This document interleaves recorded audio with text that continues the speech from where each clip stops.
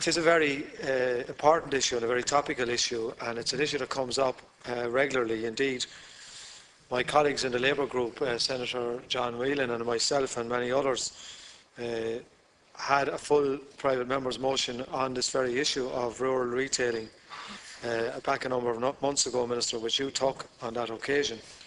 And during that discussion, you indicated to us that there was an interdepartmental task force sitting in relation to the whole issue of rural retailing, and that you hoped that their findings would come to fruition very soon. Just by way of an aside, you might tell us if that has happened. And I also did call at that time for a task force on rural retailing to be set up, which you were very positive towards. So I hope that you might be able to respond to those two issues in your reply here today. This bill aims to alleviate some of the pressure on the SME sector, on artisan retailers in main streets and town centres across the country, by levelling the playing pitch to some degree from a competitive perspective.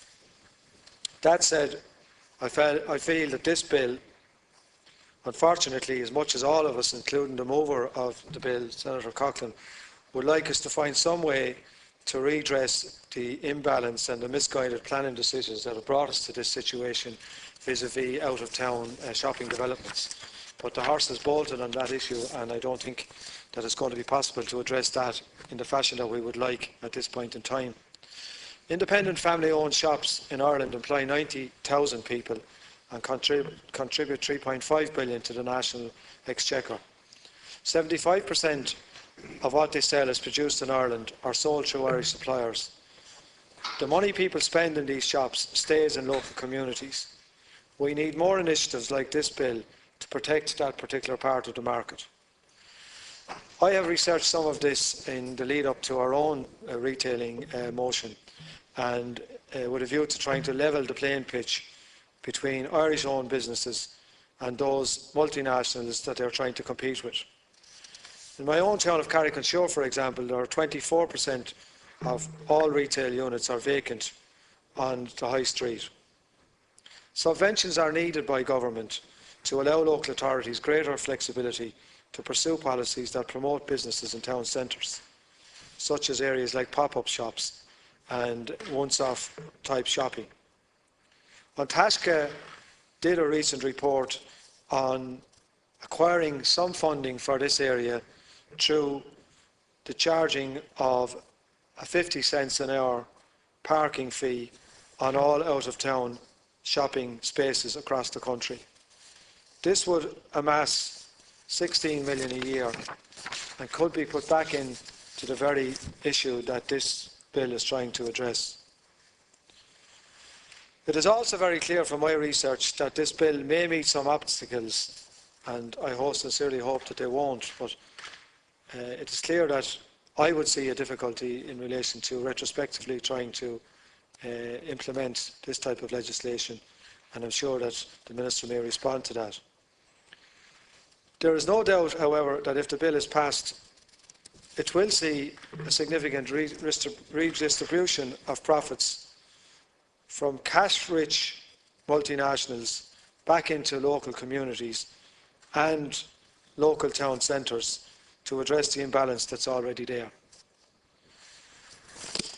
I have done some research in this area since we got sight of the bill, and from my limited research, I am led to believe, however, that the valuation based on properties that are in shopping centres and shopping malls does work on the basis of the rental that these units pay. And the rental is based on the availability of free parking. It's factored into the rental. So whether this bill can be implemented on top of that type of valuation is a matter maybe that the Minister might address as well.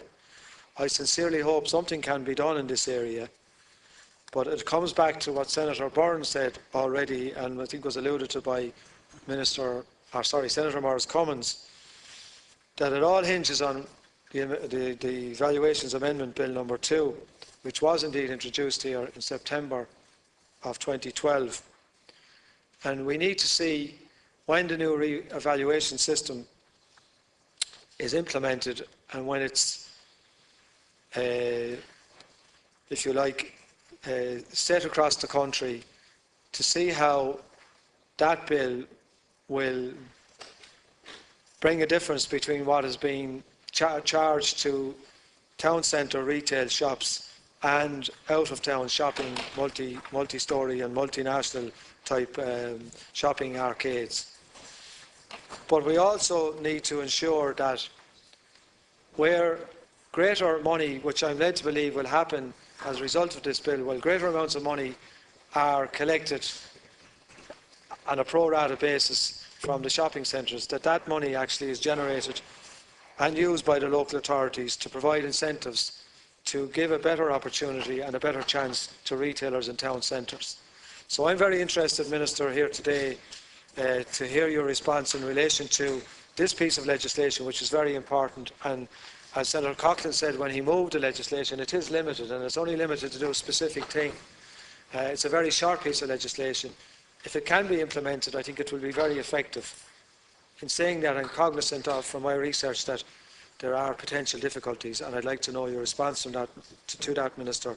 But I certainly support this work that Senator Coughlin has done with his colleagues in order for us, as members of the Oireachtas, to show that we are listening to people in rural Ireland who are struggling in small shops and in small businesses, to keep their doors open on a daily basis, and that we can provide some hope to them that through the legislative system that we can do something that will make it a little bit easier for them.